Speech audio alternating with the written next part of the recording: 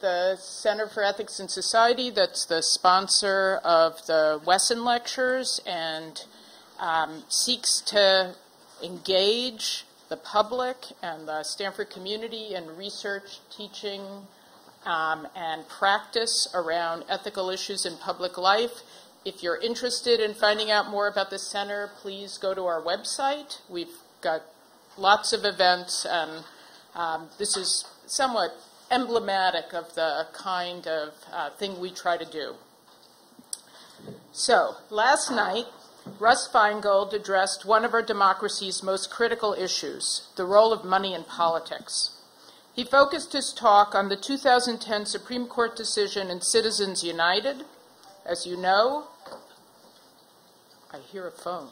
As you know, by a 5-4 vote, the court in Citizens United versus Federal Elections Commission secured to corporations a right that individuals have had since the last equally fundamental Supreme Court decision on campaign finance, Buckley versus Vallejo in 1976, the right to spend an unlimited amount on independent campaign expenditures.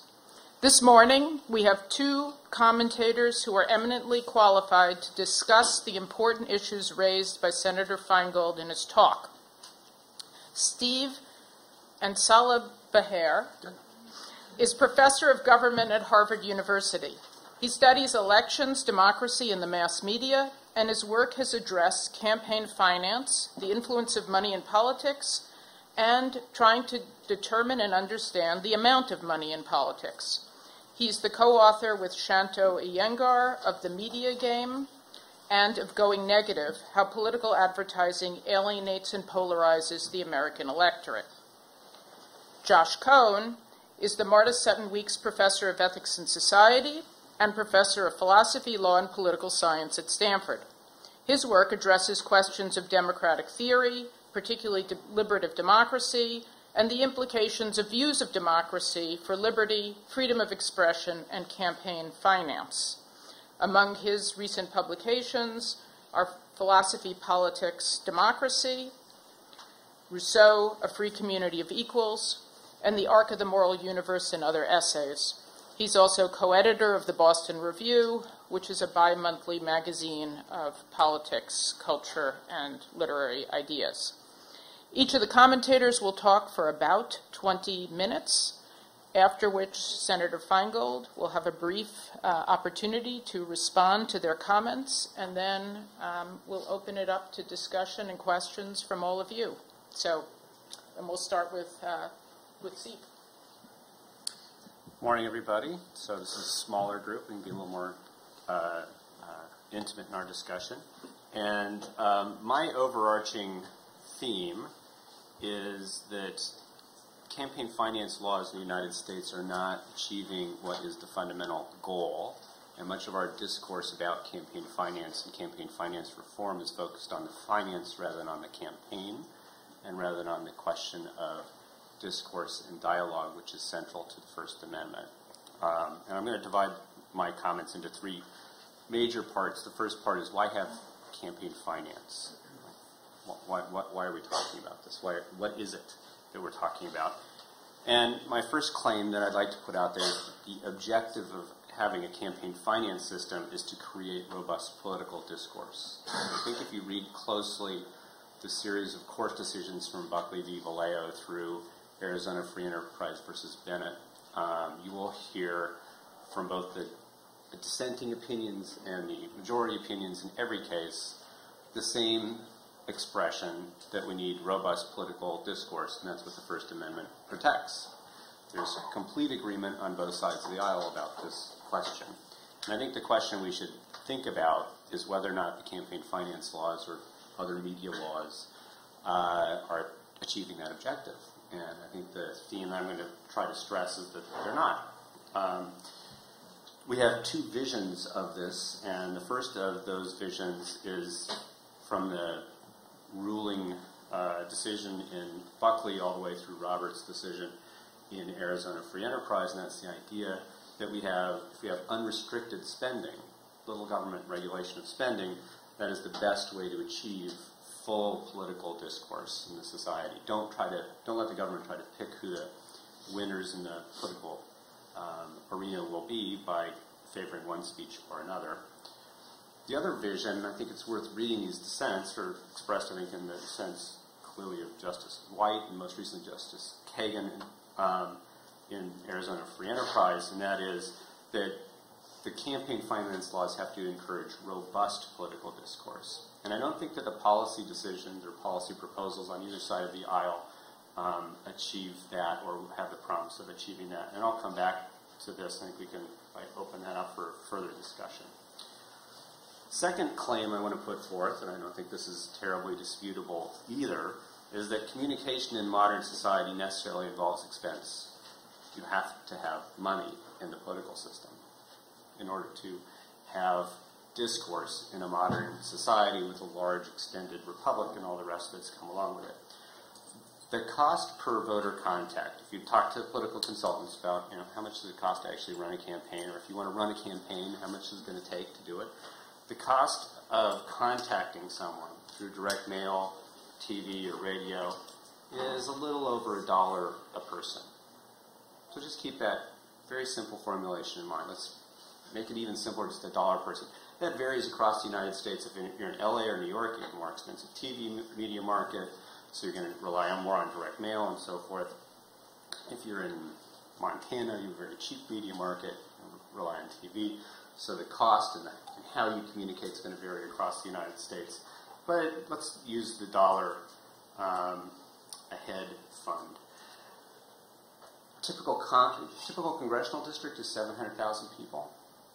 So off the top, you're thinking, I've got to spend about $700,000 just to send one mailer to everybody. Okay? So that's where you might want to start. You might cut that number in half, thinking like how many people are actually likely to vote. So you're talking starting off, having a minimum amount of discussion of you need to raise $350,000 to run for the U.S. House to even get in the game. Okay? And that has nothing to do with corporations or individual donors or wealth or anything. That's just the technology of communication in modern society and the size and scale of the offices we're talking about. Claim 3, it's a less popular claim, but it is that those who contribute to party and campaign candidate committees and to interest groups fund American democracy. Okay? If you didn't have individuals in the United States giving money to candidates and parties and interest groups, you wouldn't have campaigns in the U.S. Right? That's how we pay for it. The U.S. relies on contributions from private citizens to pay for democracy, as we usually think about it. Only the presidential system has a substantial public funding program. All other money, federal money in the U.S. system, comes from private donations. Other countries provide public funding, but before we jump on the public funding bandwagon, we should all think hard about what actually happens in other countries and look very closely at how these political organizations are actually funded. For example, I was in Italy a year ago and asked one of the leaders of the left party how it was that they funded their day-to-day party activities. He said, well, we get subventions from the national government. I said, no. You have offices everywhere in Rome. How do you actually how do you pay for that office and that office and that office? And the answer was, we own property. And we just extract the rents from the property. None of this is disclosed. Nobody knows about this. But that's really how public funding systems in Europe work. The Communist Party owns factories, and from those factories they take the rents and pay for their activities. Claim 4, and this is, I think, what we heard last night, is that private finance creates concerns about corruption and also about representativeness, and that's much of what the debate about campaign finance is about, and we'll, I'm sure, discuss that conjecture more. But I want to remind you that the central issue is not corruption. The central issue is discourse and democratic dialogue and whether we have democratic dialogue. Second big theme, how much political discourse does the campaign finance system actually generate in the United States? And the answer is not that much. So let me continue with my claims. Claim 5, the amount of discourse generated has been quite modest. We spent about, in all federal elections, about $4 billion in 2008. Right? Sounds like a lot, right? Okay, let's prorate that by the number of votes. So how many votes do you get in a federal election? Well, in 2008, you had two and a half votes, roughly. If you voted for president, you voted for Senate, and then if you were in a state where there was a Senate election, you had to vote for Senate. If there wasn't a state Senate election, you didn't. So it's 2.6 votes per person in the United States. And there were about 135 million people voting, right? So just multiply that out. And now I'm a candidate, and I want to figure out how much money is being spent per vote in the United States. $6.70. Okay? It's not a lot. And if we take that cost per contact, that means roughly 6 contacts total from all of the campaign machinery in the United States. And if you think about it coming from two sides, that means roughly 3.5 contacts from the left and 3.5 contacts from the right. That's not robust political discourse. That's not what the First Amendment vision is that we have in the United States. Further, Claim 6, the extent of discourse is quite limited. So where is the money spent?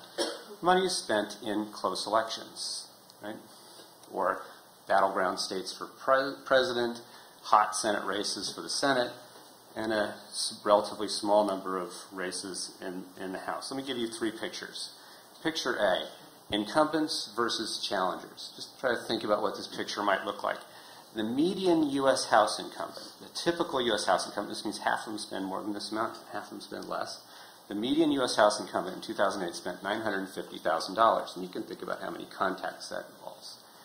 The median U.S. House challenger running for a general election campaign, so forget about the primary guys and forget about the third parties and so forth. The median Republican or Democrat facing an incumbent spent $70,000.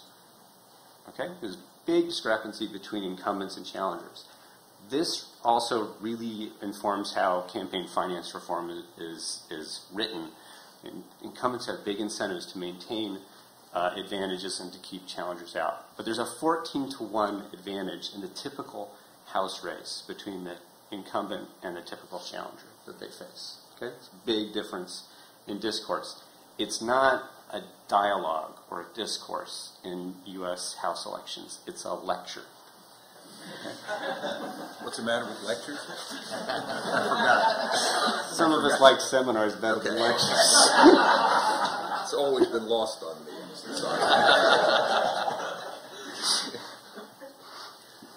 I won't say anymore. Picture B, second picture to think about. How much money is there in competitive and uncompetitive races? So there turns out there are about 50 seats every year that are between 45 and 55% of the vote for Democrats and Republicans. Maybe 100 seats that we would consider in the range of 40 to 60%. So kind of competitive. Really competitive, 55 to 45. Sort of competitive, 60 to 40. That means that 3/4 of the House seats are not really that competitive.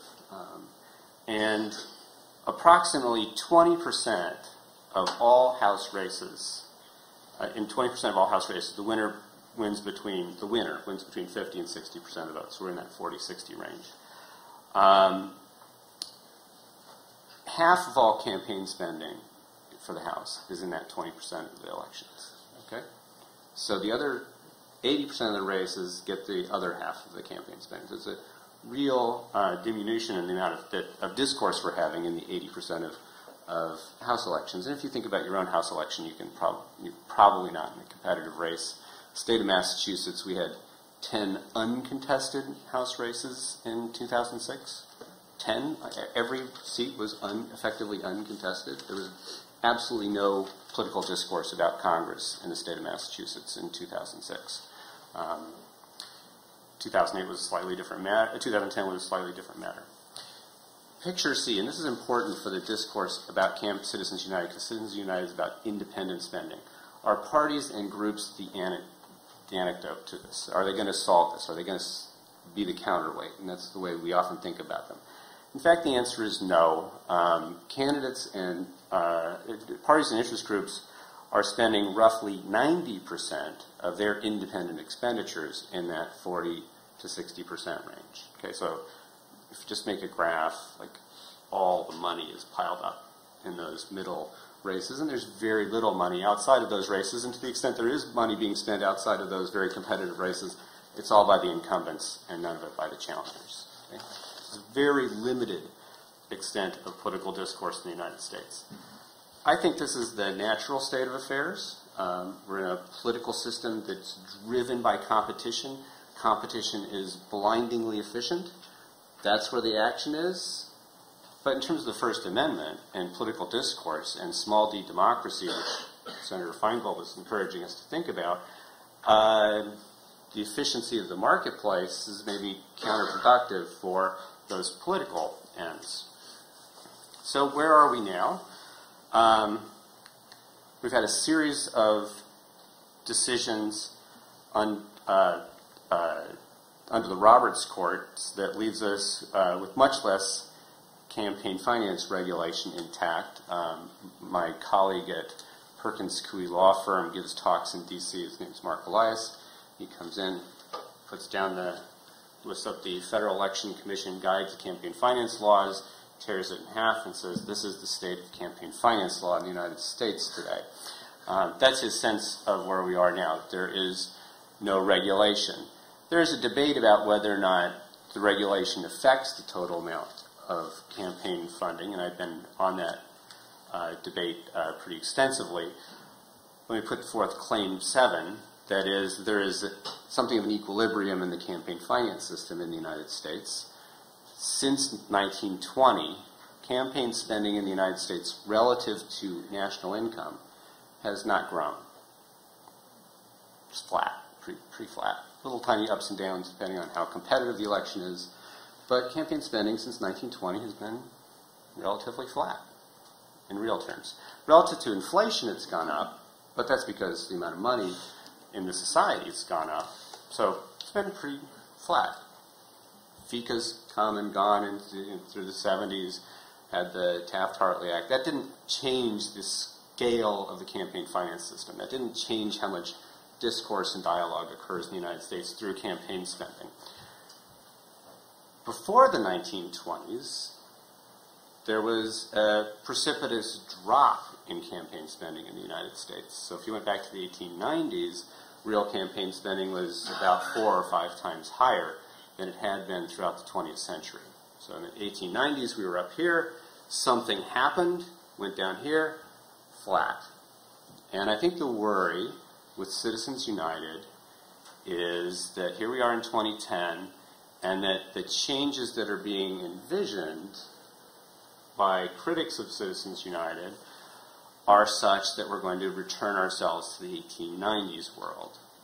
Okay? Now, why might that be the case? The reason it's thought to be the case is that in the 1890s world, you could raise any amount of money from anybody you wanted. So when William Jennings Bryan was running against William McKinley, McKinley saw the threat from Western populism. Mark Hanna, his campaign manager, went to Wall Street, and after much imploring and pounding, eventually convinced Morgan and others to give them the money to defeat Bryan. It was the most expensive presidential election in real terms ever. And that's thought to be the bad old days. The fear is if you can quickly put $5 million, $10 million, $20 million into a campaign, you return the U.S. system back to that system. I think that that's yet to be seen to be true. We've certainly heard that complaint many, many times before with various other rules. For example, if you went back to 1976, the Federal Election Campaign Act has just been passed. That was the fear expressed about political action committees. That was the fear expressed about independent expenditures at the time. That was the fear expressed about corporations without stock and so forth. So there are a variety of loopholes that people have feared over the years, few of which have amounted to much. Okay? So I think there is a real question about whether this will happen.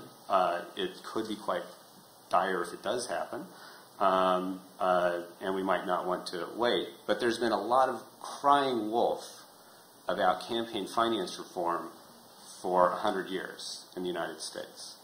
And the fear now is maybe the wolf's really at the gate, right?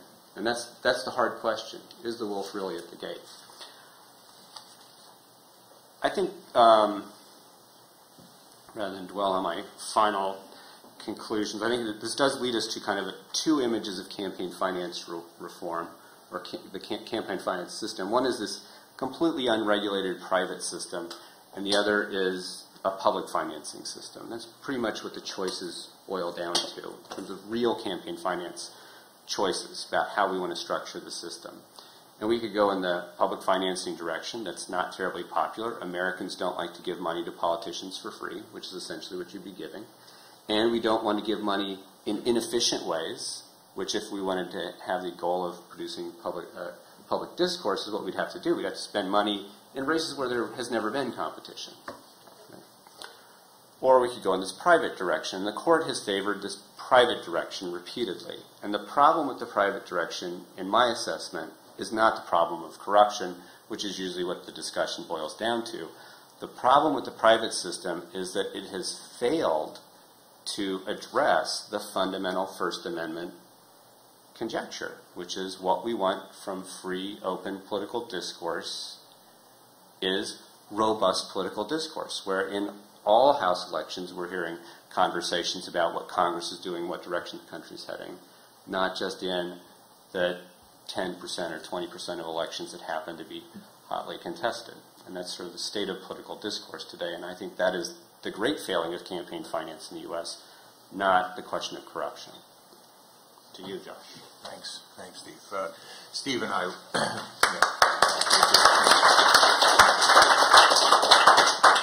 Steve and I were colleagues at MIT for about a dozen years before I left, and then he left. And I think about half of what I know about this subject came from conversations with Steve and from reading his work. And the other half's right. The other half is right. I was going to say that unfortunately half of what I know is a lot less than half of what you know, and I wish I knew half of what you know instead of half of what I know. Except for the part that's right. Anyway, got lost in that thought. So, the purpose of the Wesson Lectures, as you heard in Barbara Fried's wonderful introduction last night, is to foster thoughtful debate on fundamental issues of democratic theory and practice. And I can't think of a more fundamental issue than the role of money in our elections and the implications of that role for the kind of democracy that we'll have. So I'm very grateful to Russ Feingold for his illuminating lecture, and I'm also even more grateful for his record of public service on this issue, his work as a senator on the Bipartisan Campaign Reform Act, and work as founder of Progressives United, to which I am a contributor.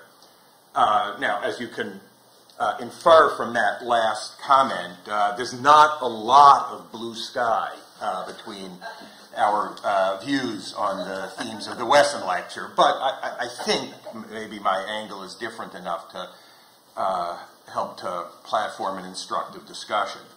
So, in the 1990s, and with accumulating momentum throughout the decade, there was a large public debate in the United States about reforms in our system of electoral finance.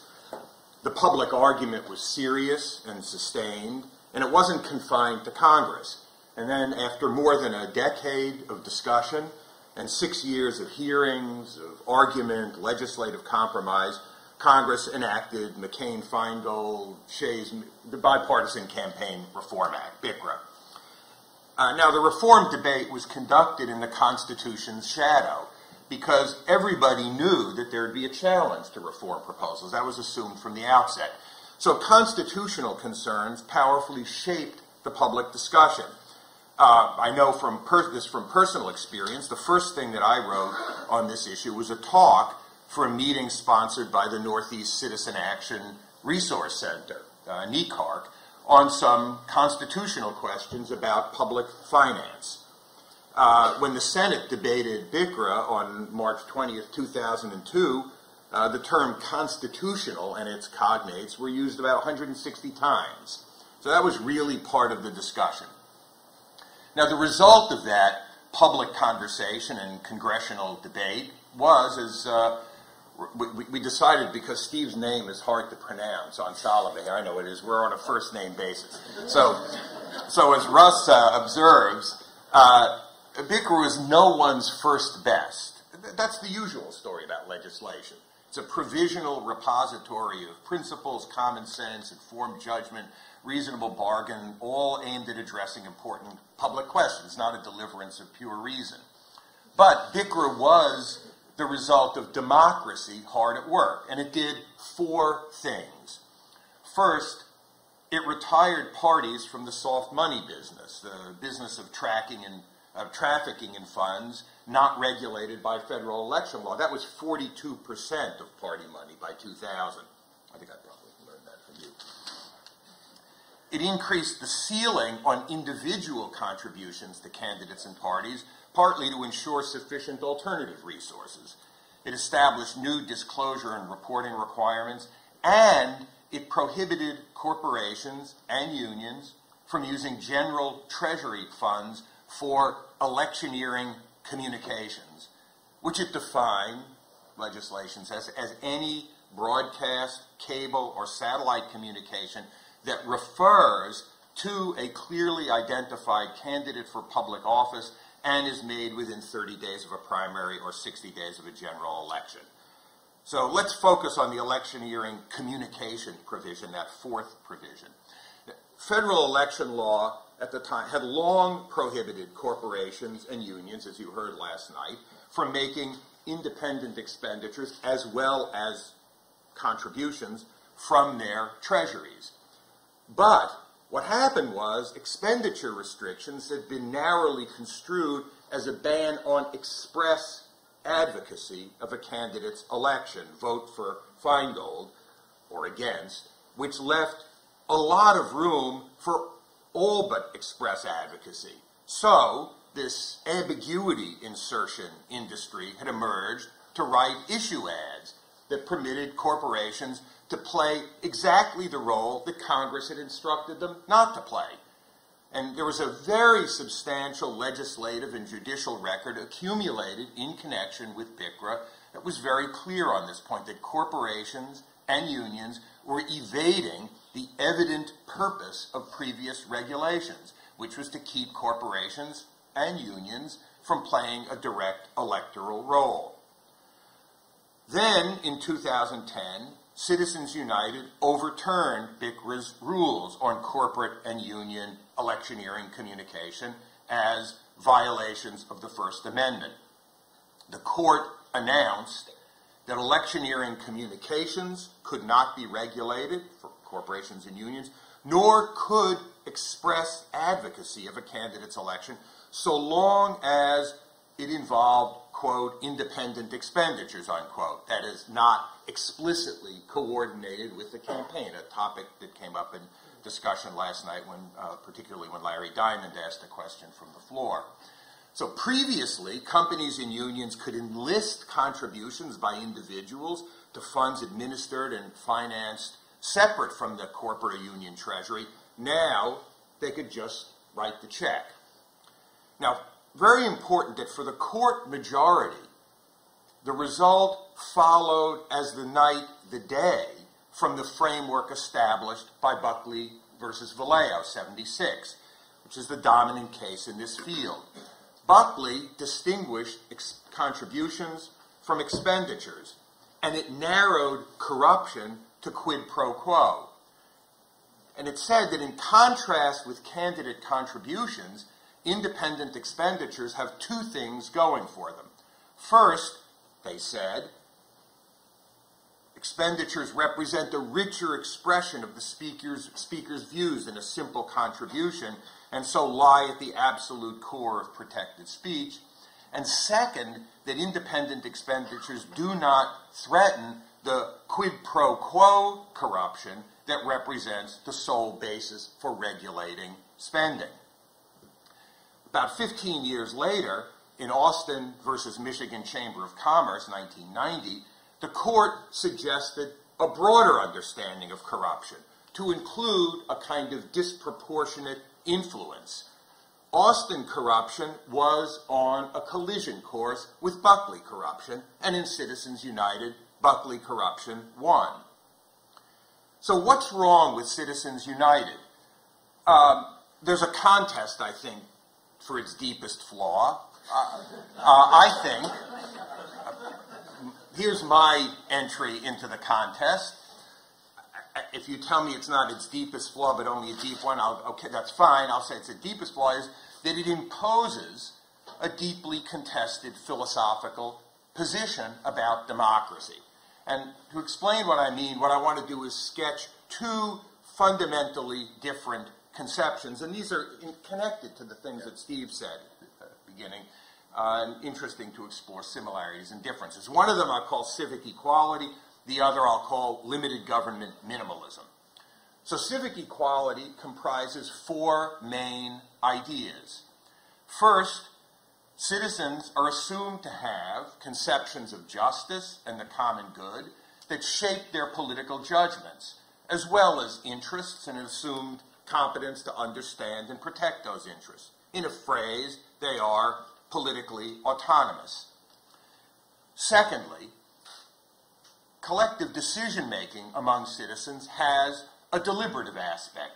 That means that in a well-functioning democracy, decisions are arrived at through an open and dispersed process of public communication in which individuals can acquire information, express judgments guided by ideas of justice and the common good, and argue with others about law and policy in light of their conflicting views about justice and the common good.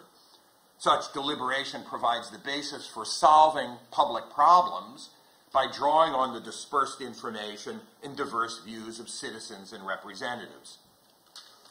Moreover, third, citizens are to engage in that process of communication and argument as equals, with equal standing in the processes of collective decision-making. And fourth, ultimate authority lies in the people, understood as a community of free citizens engaged as equals in informed public discussion aimed at addressing public problems.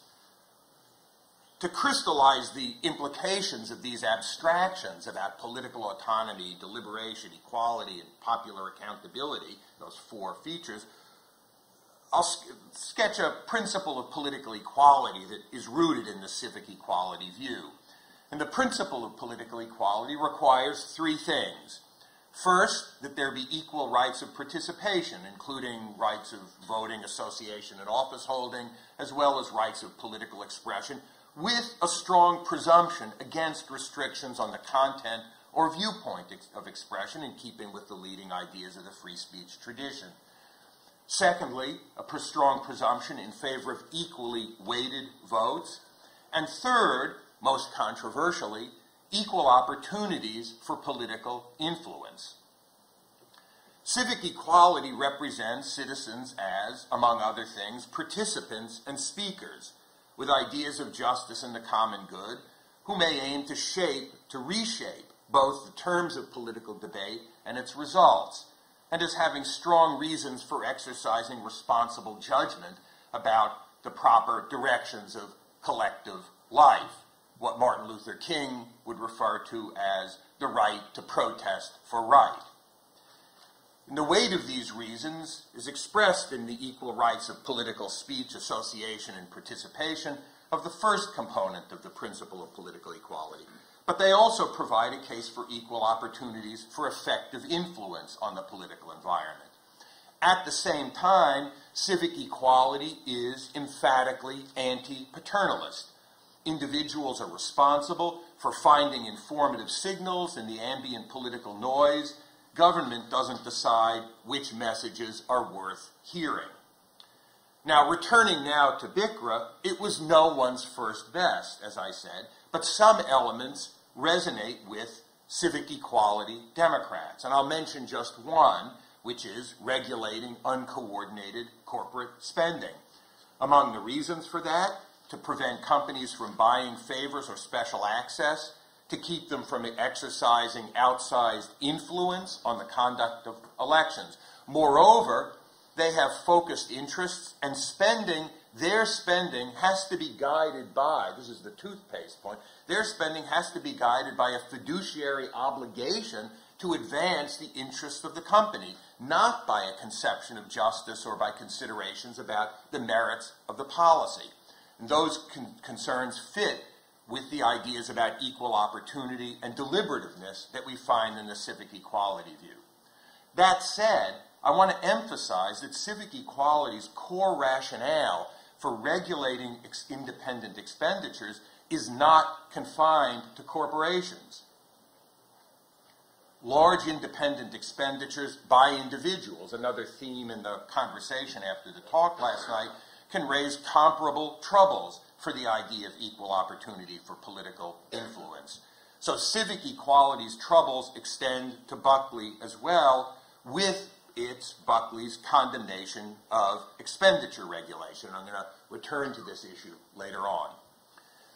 Now consider now an alternative view of democracy that provides a compelling rationale for rejecting BICRA. This is the view that I call limited government minimalism, and it too has four main elements. First, limited government minimalism begins in a self-styled political realism. Self-styled political realism, other-styled cynicism. Political realism sees competition to control power as maybe the fundamental fact of political life. Democracy doesn't transcend the struggle for power, but resolves it through a periodic competition for votes. Secondly, a central purpose of subjecting elite political competition to electoral resolution is that it gives a more secure protection of personal liberty. The purpose of elections on this view is not to induce some kind of match of policy to majority preference or to induce the policy that reflects a compelling social welfare function. Instead, subjecting control of state power, an especially dangerous form of power because it's a monopoly, subjecting it to the control of competitive elections helps to check its improper exercise, thus to protect individual liberty from coercive interference. Third, limited government minimalism is infused with a mistrust of political power, which is understood as ineffective or a source of undesirable, if unintended, consequences, or as dangerous in its effects and self-masking in its intent. A mistrust, once more, owing to its monopoly character. Finally, limited government minimalism attaches large importance to unregulated political speech. It's deeply suspicious of regulation, both because informed judgment is essential if electoral competition is to work as a liberty-protecting check on monopoly political power, and also because the regulators cannot, in any case, be trusted. Political speech is understood principally as a source of information for voters in their capacity as monitors of officials, not so much, as with civic equality, as the way that a self-governing people debates the directions of law and policy. Resisting paternalism, profoundly suspicious of political power, the minimalist rejects efforts to shape the market for political speech. The absence of restriction, this is really your second vision, the absence of restriction is understood as the surest guarantee for competing messages, thus democratic electoral accountability. Now, I think limited government minimalism is the presiding philosophical spirit in both, it was in congressional opposition to BICRA, and it was in court rejection of BICRA. Consider first the court's indifference to speaker identity, individual speaker, corporate speaker. Perfectly reasonable to be indifferent if political speech is principally a source of information for voters in their capacity as judges of political performance, and if all agents are understood as equally good, thus equally bad, sources of information. Speaker identity matters if you are thinking of citizens as speakers engaged in public discussion, not simply as auditors trying to pick up information. Second, the court is suspicious that regulating speakers is a mask for regulating viewpoint. Restrictions on corporate speakers in particular, and this goes back to the Bellotti decision, is seen as a strategy for diminishing what are, rightly or wrongly, assumed to be the characteristic views of such speakers. This is a quote from Justice Kennedy. Its purpose and effect are to silence entities whose voices the government deems to be suspect. Furthermore, and again echoing something that Steve said, there is the concern that regulating on, powerfully expressed on this limited government minimalist view, that regulating campaign finance consolidates insider positions, incumbent positions, by protecting those positions from challengers who need to raise lots of money to overcome incumbent advantages. So that's the debate between these philosophies of democracy. Now, BICRA, as I said at the outset, was the product of a decade of public discussion and efforts at a sensible legislative solution. The public debate and the constitutional debate was in part, I think, a political, philosophical argument about the kind of democracy that we're going to have.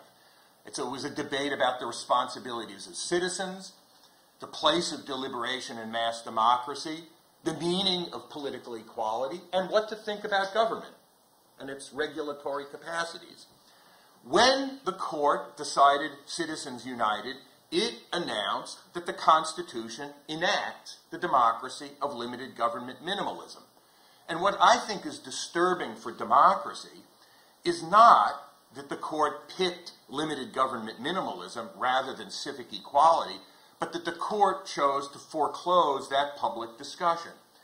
And that's disturbing because that deprived democracy of important substance, the substance of having a consequential argument, an argument with consequence between and among citizens who not only have competing interests, but conflicting views about justice, the common good, and democracy itself. Now, when democratic politics goes well, and it sometimes has, I use the past tense advisedly, it sometimes has, it is then a forum of principle. The Supreme Court is not the only forum of principle. Democratic politics sometimes is a forum of principle where philosophical reflection on justice and democracy meets power and interests in efforts to address real public problems. And I think we should all worry about accepting the idea that when it comes to the kind of democracy we're going to have, that citizens and representatives are listeners, not the active authority. To be sure, parts of BICRA may have been unwise. That's life. But if you think that democracy is a good way of doing political business, and you acknowledge the variety of conceptions of democracy that can command the convictions of reasonable citizens, and you consider the sustained public engagement that issued in BICRA, then Citizens United should trouble you. Now, I want now to bring these reflections back to two concerns that I have with Russ Feingold's presentation. First, why Citizens United and not Buckley? I think there's a good case for the proposition, embraced by the Citizens United court majority, that Citizens United is a natural application of Buckley. Buckley very self-consciously narrowed corruption to quid pro quo, and thus imposed a pretty absolute ban on regulating independent expenditures, whether individual or corporate or union. Austin suggested, the Michigan Chamber of Commerce suggested some wiggle room for regulating corporate expenditures. But Austin was the result of an alliance between Justice Rehnquist, who thought corporations are creatures of the state, subject to whatever regulations the creator wishes to impose. The idea of unconstitutional conditions has no application when it comes to corporations.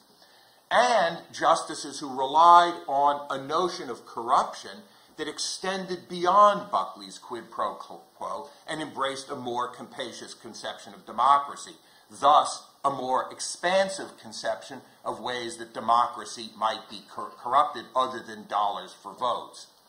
Justice Scalia condemned the Austin decision. He said in dissent that it rested on what he called the new corruption. Scalia was right. In its willingness to regulate expenditures and not just contributions, Austin announced, as they said, a different kind of corruption. In due course, it might have pointed the way to overturning Buckley's idea that a more level playing field, equal opportunity for political influence, is foreign to our Constitution. Now, in targeting Citizens United, Russ Feingold is looking, I think, for a narrow basis for rejecting the decision, as if he were presenting the case to judges, looking to distinguish, or thinking about legislative compromise. Litigation and legislation are good things. But in this setting, I would like to hear more about his basic principles. What kind of democracy should we have, and what system of electoral finance flows from that conception? Correspondingly, what is a corruption of democracy? Let me be more exact. Russ Feingold doesn't want corporate dominance of our politics. Sign me up. But I also guess that he doesn't want a Koch, or Adelson, or Peter Thiel, or for that matter, Katzenberg, or Soros dominance. And I assume that he distinguishes for-profit from non-profit corporations, and issue organizations from for-profit corporations, though neither are natural persons. And we need to hear why. My own view, and here I agree with our Wesson lecturer from 2 years ago, Larry Lessig, my own view is that we need an understanding of democratic corruption that's not confined to quid pro quo. And that means that we need to address independent expenditures, not simply corporate personhood, need to address independent expenditures head on. No reform, I think, is going to work unless we find a way to deal with independent expenditures. And after the Arizona Free Enterprise case, that conclusion seems absolutely unavoidable for the public financing that many civic Democrats favor. And that means Buckley. 30 years ago, John Rawls described Buckley as profoundly dismaying, as a potentially, as he put it, grievous mistake, because it endorses a view of democracy as a system of, quote, influence effectively exercised in free political rivalry between unequals. Citizens United is, to paraphrase Jane Austen, the natural sequence of that unnatural beginning. My second critical reflection grows from the first. Russ Feingold wants to build a new progressive political organization. I'd say sign me up, but I already signed up. But I see two things missing from the argument here, both of which are, in my view, essential to democratic politics going forward. First, progressives need to be more ambitious and more forthright about their core principles. Progressives United is, as Russ says, about our democracy. But democracy is a sweeping abstraction with different interpretations. I sketched two of them earlier. So what is the animating conception of democracy that should guide and impassion progressive politics? Getting clear on this issue does not mean turning politics into philosophy. It means providing the anchoring principles and ambitions that progressive politics, in my view, now lacks. And second, in presenting these ideas, I think progressives need, finally, to answer head-on the core idea of limited government minimalism, the idea that politics is always and only a rivalry for power, that the only way to prevent abuse of government's monopoly power is to strangle it by starving the beast or imposing sharp constitutional restrictions on its affirmative use. For a generation, progressives have had long lists of policy ideas, but they, and here I mean we, have lacked a forceful story about democratic politics and power, about public debate, about legislation, about administration. We have lacked a story that explains in compelling terms how public power in a democracy can do the constructive work of solving public problems. And this point applies with full force to campaign finance regulation. If you think that politics is all about winning the power to defeat enemies, then campaign finance reform will look to you like another insider deal to consolidate incumbent power and silence competing views, a power grab gotten up as a principle. Corporate dominance, you'll say, in some moods, that's bad, but at least corporations have to compete. Government dominance, government being a monopoly, will be even worse. That's the challenge, and it needs to be met. So I agree with Russ Feingold that it's about our democracy. What I would like to hear is a richer story about democratic politics, a story that explains why the limited government minimalists are wrong, and I should say a story that explains why that process of public discussion and congressional debate that issued in BICRA deserves more respect than it got from the court. And I want to hear that not only because we're in a theory seminar, but also because I think the future of democratic politics depends on it. Thanks.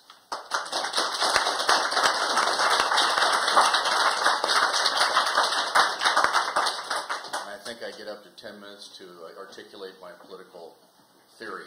No, Russ, we're inviting you back. Oh, good.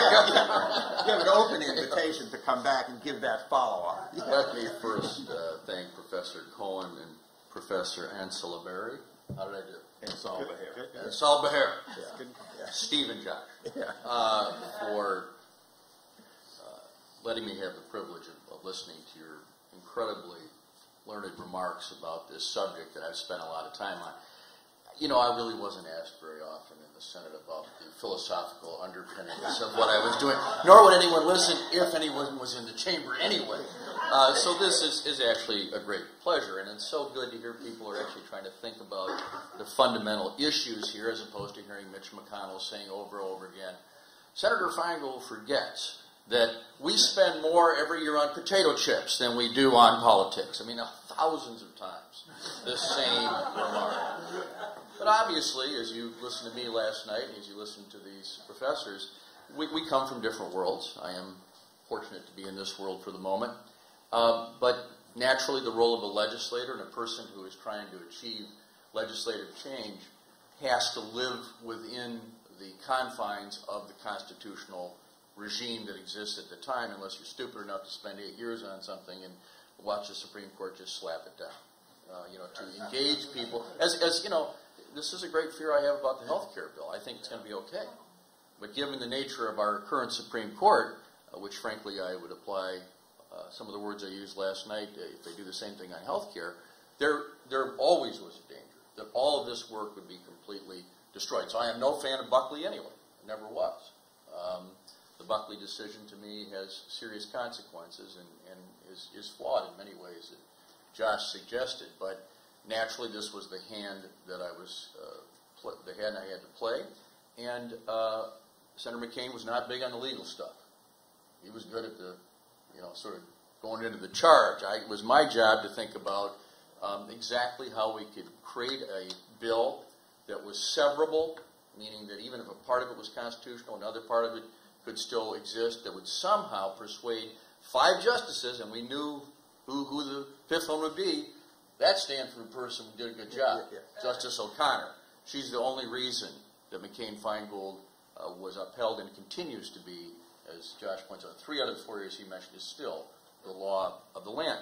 So having said that, I am pleased about both of their formulations from a point of view I just want to mention. Neither has called for a constitutional amendment. Notice that. there's a huge movement out there for a constitutional amendment on this. And I am not saying that's wrong, but I have two major concerns about it. I am grateful for the enormous energy that it brings to this issue, but there are two problems. One is the idea of opening up the Bill of Rights for the first time in this history of our country, I think, is fraught with danger. I think the idea of changing the First Amendment in order to deal with this problem that many senators believe in now, and that even the President is talking about, raises real serious concerns about our Constitution. So it's a concern. The other is practical. It's almost impossible to pass a constitutional amendment on something like this. Maybe a movement would exist for that. But both of the formulations here suggest let's consider a way to do this short of that. Now, maybe they do support a constitutional amendment, but I'm hearing things that would not require that.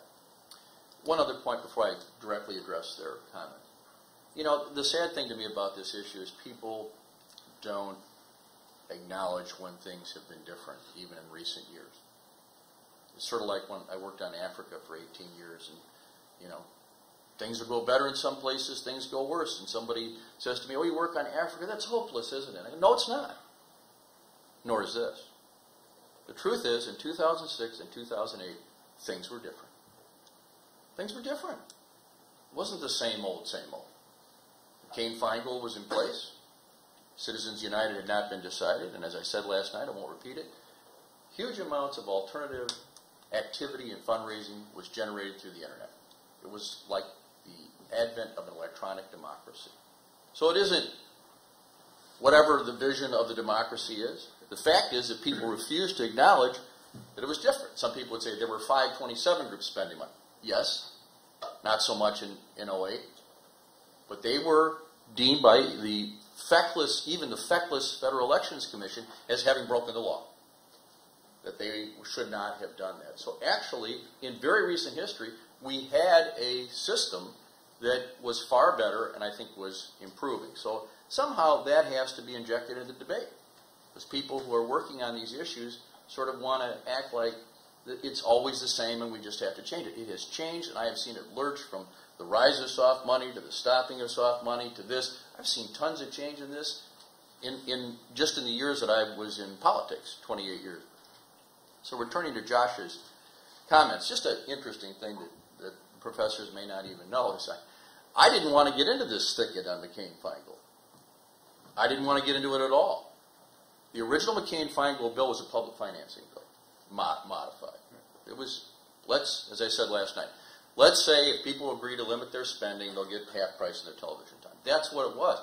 Soft money grew up as a problem while we were working on the bill. We started in 1994, 95, and we couldn't get co-sponsors for this public financing thing. And then what happened was this soft money system, which I hope Steve would agree is an exception to the crying wolf, that was not crying wolf. The soft money system was seriously corrupting our country. And this is the corruption piece, which is not what you were talking about. But I was very focused on the corruption piece. And there was a critical moment when, John McCain and I got along very well. And John didn't get along with a lot of people. I don't know why we got along. Maybe he was more like a dad and I was, his kid or something. But I had enormous respect for him. We had only one big fight where he actually went out of the room and stalked out angrily after all the times. And that's when he came to me and said, Russ, we can get a ban on these soft money contributions, and we got to let the other stuff go. I didn't want to do that because of some of the things he talked about. But I realized that this thing had become so dangerous and so actually corrupting that that's what we should do. So that's what we did. That's McCain-Feingold. But we had 50-some votes. We didn't have enough, though. Why? Because a number of moderate Republicans and many Democrats said, okay, we're not going to have party soft money. All these independent groups are going to attack us. It was, in part, that piece, something that had to do with incumbent fear. And that's where the Snow-Jeffords Amendment, all this debate here is about the Snow-Jeffords Amendment, which was the amendment that brought in this electioneering thing. Now, I didn't disagree with it as being a good idea under the construct of Buckley and these rules, but I was nervous. I thought it had less of a chance to be held constitutional because I thought it was a close case. The ban on soft money was slam dunk, and it's, as I said, it's still the law. Even this court doesn't question that because of the direct corruption aspect. But we needed to get the votes. And because I believed in good faith that it was probably constitutional, we put it in the bill, and that's how we got the votes. And surprisingly to me, Justice O'Connor said both pieces were constitutional. So it's important to realize that my goal actually had to do in the end with the corruption piece. I was only trying to address that in the end because that's all I could address. And I want to say that all this conversation about thinking about the campaign finance system as a problem in terms of our democracy is true. But actual corruption after the election is very important. And that's what we were trying to address. And I detailed last night where I can point to policy. So it's not just a question of whether the debate during a campaign is good and everybody feels included, or whether the government is minimalist or not. It's what happens if all that happens and then when the people go to the Congress, they're locked down because of a corrupting influence either during the election or after the election. So that is central. Nonetheless, having said that, and the other, of course, our concern was the way members of Congress spent their time. But there was an additional concern. And that additional concern relates to Josh's point, which is that I would always say, you know, I thought our system was based on one person, one vote, not $1 million, 1 million votes. And that goes to the principle of the term he uses, equal opportunity vision. Yeah.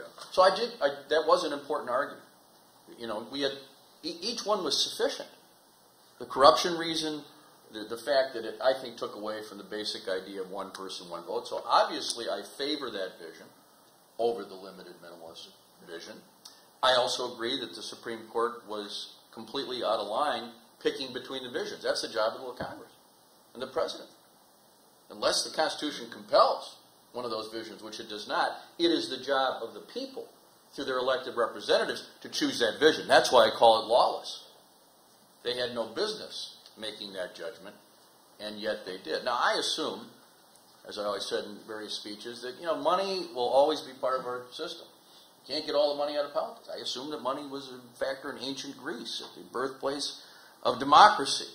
But the question is, at what point does that process become unfair or simply not a reasonable opportunity for people to participate?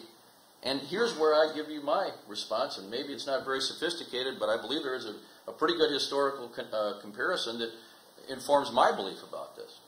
We had unbridled capitalism in this country in the late 19th century. There were no rules. It was an era of the Gilded Age.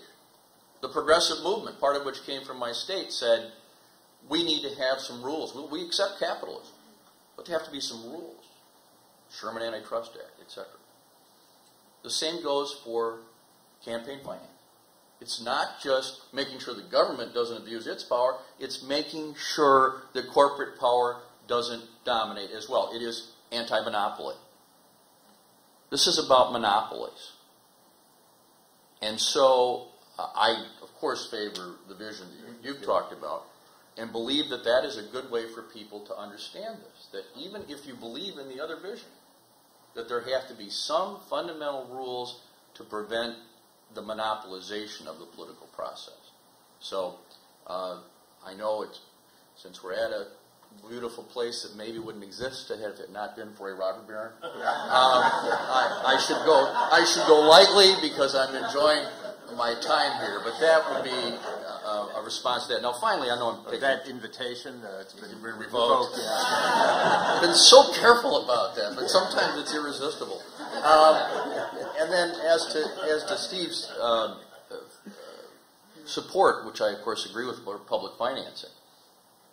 I mean, this is ultimately critical, but I just want to add to that, it does have to do with corruption too.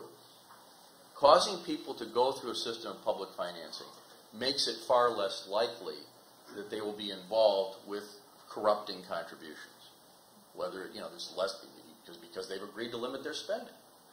And so this concern I have, that is not just about the election process, but the policy outcomes that come later, actually relate to contribution limits. And there's somebody that actually had to do this, sadly, I made sure that I never took too much from any interest. I always said to myself, this has got to be an amount of money that if they were unreasonable, I could say, go to where, and never take another dime from them, which happened.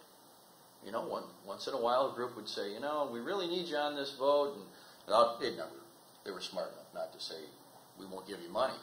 But I made sure, I had a lot of rules for my own campaigns where I got 50% of my contributions from within Wisconsin. The average contribution was $60, etc. So, yes, I liked getting the $10,000 contribution limit from the Realtors PAC. That was good. But I knew it was limited, and I knew that I wouldn't take more than 10% of my money from PACs. Now, if they come to me and say, you weren't with us this time, and blah, blah, blah, it didn't scare me in the least, because I made sure that nobody was that big. And that has to do with the corruption aspect. But having said that, I strongly believe that Steve is right, that a system that we have to overturn Citizens United. We probably should take a serious look at Buckley. I would agree with that. But either way, you can't even begin to complete the picture without public financing.